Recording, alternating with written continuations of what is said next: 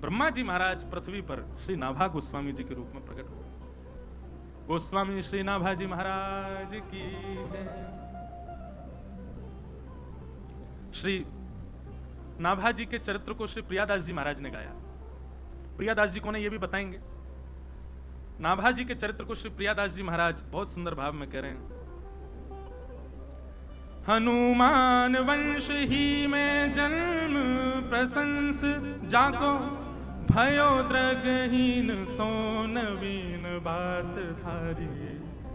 उमरी वर्ष 5 मान के अकाल आच, माता बन छोड़ गई विपत्ति विचारी।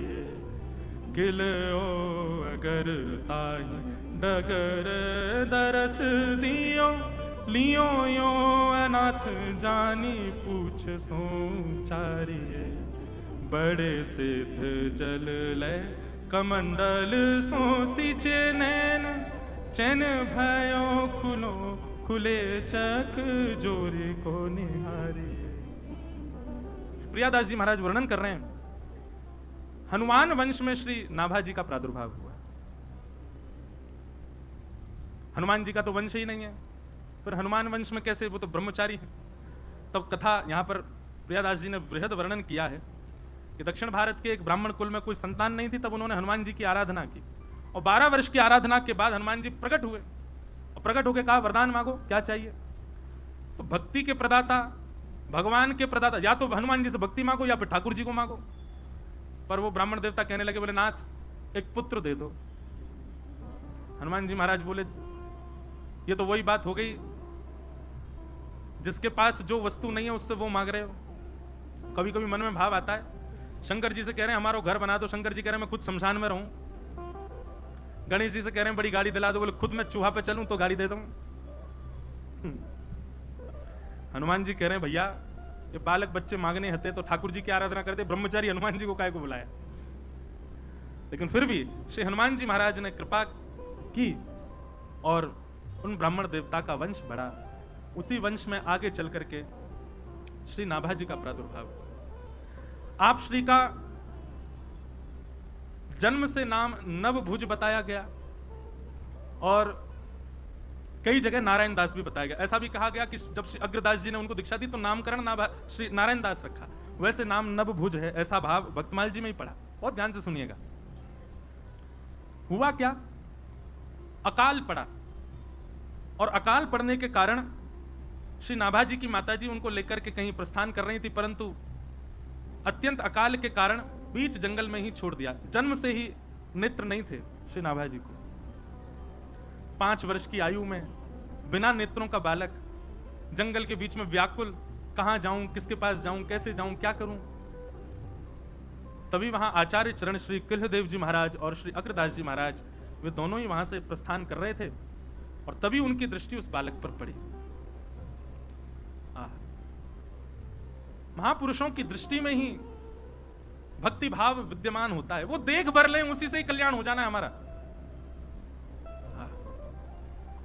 तब आप श्री ने जाकर के उस बालक को देखा और अपने कमंडल के जल का छिड़काव किया तो तुरंत दोनों चक्षु प्रकट हो गए और सबसे पहला दर्शन श्री किल्लदेव जी महाराज जी और श्री अग्रदास जी महाराज का हुआ। वाह, ठाकुर जी ने कैसी लीला करी कि नाभा जी को जन्म से संसार देखने ही नहीं दिया। सबसे प्रथम दर्शन ही आचार्य चरण का हुआ है श्री नाभा जी को और कुछ लक्षण भक्ति भाव के दिखाई दिए और दोनों आचार्य चरण श्री नाभा जी को अपने साथ आश्रम ले आए। सेवा प्रदान की। क्या सेवा है, इतने रसिक संत विराजते हैं, सबकी चरण सेवा करो और सबकी शीत प्रसादी पाओ। बंधु एक बात हमारी ध्यानपूर्वक सुनिएगा, चरण सेवा में और शीत प्रसादी में भी बहुत ध्यानपूर्वक आप सबको मर्यादा का पालन करना चाहिए।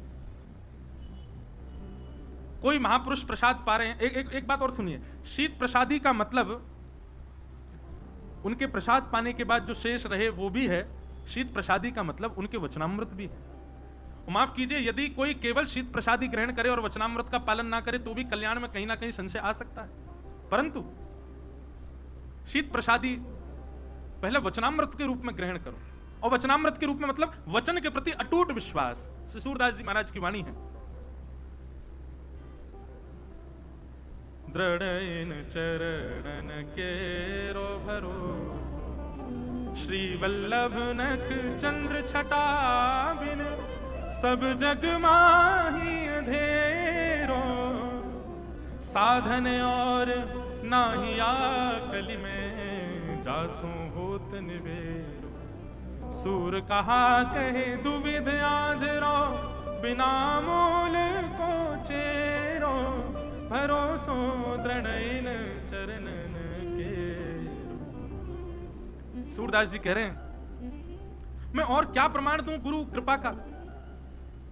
सूर कहा कहे दुविध आंधरो, दो नेत्र नहीं है हमारे पास, लेकिन फिर भी गुरु कृपा से सब देखता हूं, वो देखता हूं जो किसी को नहीं दिखता, ये गुरु कृपा है। तो श्री नाभाजी को सेवा प्राप्त हुई कि संत जनों की चरण सेवा करो और उनकी शीत प्रसादी ग्रहण करो। नाभाजी महाराज खूब संत सेवा करते, शीत प्रसादी पाते, संत जनों की सेवा करके आनंदित होते। एक बात सदैव याद रखिएगा, बहुत ध्यानपूर्वक सुनो।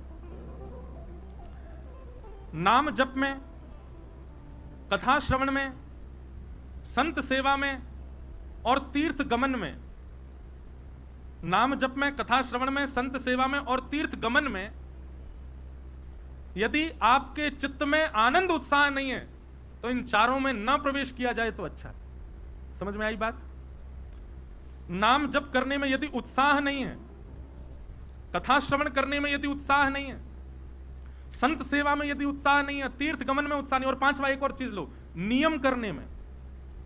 यह भी एक बात है महाराज जी विशेष, नियम खाना पूर्ति नहीं है।